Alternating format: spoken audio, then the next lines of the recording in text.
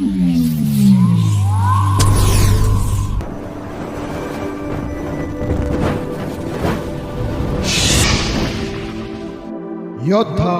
News channel.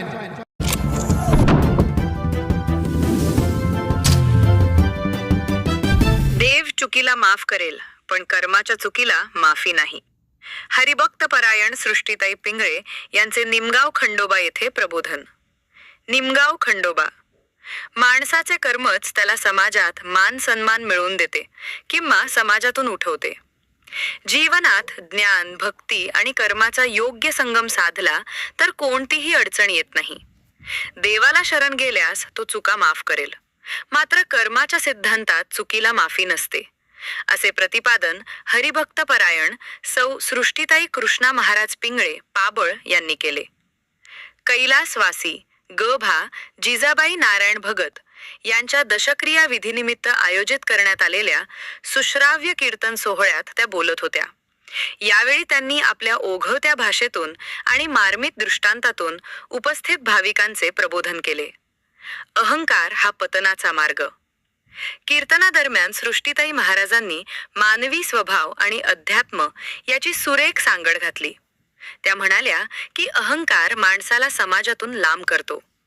जर मनुष्याने अहंकार सोडून नामस्मरणाची कास धरली तरच त्याचे जीवन सार्थकी लागते। नामस्मरण हीच खरी भक्ती असल्याचे त्यांनी यावेळी ठामपणे सांगितले। तरुणाईला संदेश, तंत्रज्ञान वापरा, पण व्यसनांपासून दूर राहा। आजच्या धावपळीच्या युगात तरुणांनी चुकीच्या मार्गाला लागू नये यासाठी महाराजांनी विशेष आवाहन केले।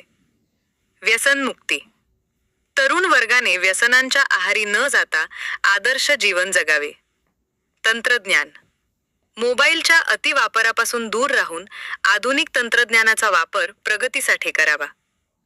सामाजिक संदेश, लेख वाचवा लेख शिकवा या अभियानाचा पुरस्कार करत त्यांनी स्त्री जन्माचे महत्त्व अधोरेखित केले।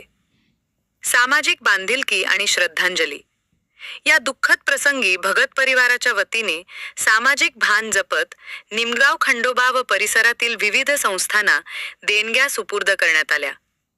कार्यक्रमास विविध क्षेत्रातील मान्यवर उपस्थित होते। त्यांनी कैलासवासी जिजाबाई भगत यांना भावपूर्ण श्रद्धांजली अर्पण केली।